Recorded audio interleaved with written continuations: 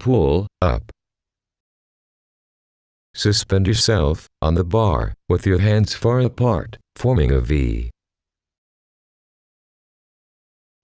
Your arms must not be totally extended so that your dorsal muscle is always tense.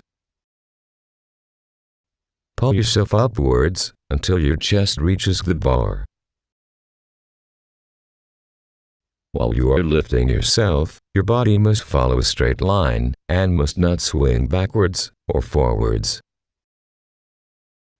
Return to the starting position slowly and remember not to extend your arms completely.